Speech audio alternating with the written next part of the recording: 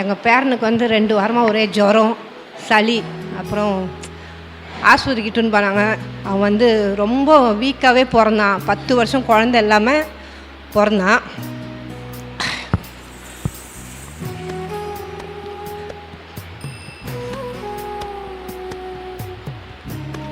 அப்புறம் அவனுக்கு எலும்புலாம் வளர்ந்து சுத்தம் எலும்பு வளருது, அவன் எலும்புலாம் வளருதுன்னு சொல்லிட்டாங்க. அப்புறம் எலும்புல சீழ்பூச்சிக்குதுன்னு சொல்லிட்டாங்க.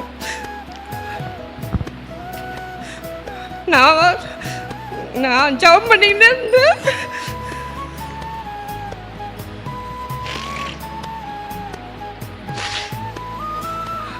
பத்து வருஷம் குழந்தை இல்லாமல் பிறந்தங்களா ஒன்றாவது ஆண்டவர் நம்பு திவ்யா, ஆண்டவர் நம்பு, உனக்கு ஒன்றும் குழந்தைக்கு ஒன்றும் ஆகாது, ஜீவனை ஒண்டி கொடுத்தா போதும்.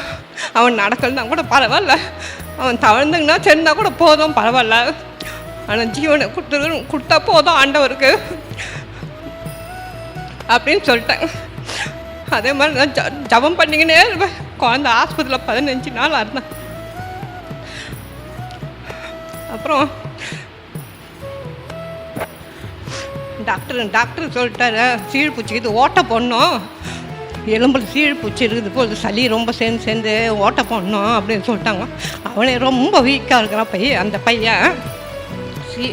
ஓட்டெல்லாம் போட்டால் எதுனா ஆகிடும் திவ்யா, நீ தினம் ஜபம் பண்ணிக்கினே இரு, அவங்க இந்துவில் இருக்கிறாங்க, அதனால் நீ ஜபம் பண்ணு திவ்யா, நானும் ஜபம் பண்ணுறேன், ஐயா இதெல்லாம் சொல்லி ஜபம் பண்ணின்னு தான் இருக்கிறேன் அப்படின்னு சொல்லிட்டேன். அதே மாதிரி நானும் ஆண்டவரே எனக்கு ஒரே மனசே சரியில்லை, உங்களை ப்ரேயர் பண்ணி தான் ஃபஸ்ட்டு அந்த குழந்தை என் கையில் கொடுக்கும்போது உங்கள் சிலுவை தான் போட்டேன். நான் அந்த குழந்தைக்கு என் கையில் தான் ஃபஸ்ட்டு அந்த குழந்தைய கொடுத்தாங்க. அதனால் வந்து எந்த ஒரு பிரச்சனையும் இல்லாமல் அந்த குழந்தை நல்லபடி வீடு வந்துடணும் அப்படின்னு சொன்னேன். ஆனால் வந்து ஸ்கேனு எக்ஸ்ரே ஏதோ எடுத்து பார்த்துக்கினே இருந்தாங்க. கடைசியில் பரவாயில்ல, அது மருந்துலேயே கரைச்சிடலாம், ஓட்டெல்லாம் போட வேணாம் அப்படின்னு சொல்லிட்டாங்க. எனக்கு மனசு கலங்கிக்கினே இருந்தது.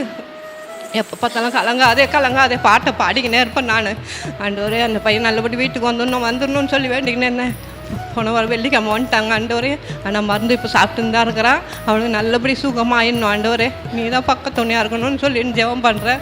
அதுக்காகவே இன்றைக்கி அங்கே இருந்து தான் ஓடியானேன். மணி ஆயிடுச்சு, இருந்தாலும் பரவாயில்ல ஐயா இடம் சொல்லி ஜபிக்கணும்னு சொல்லிட்டு வந்துட்டேன்.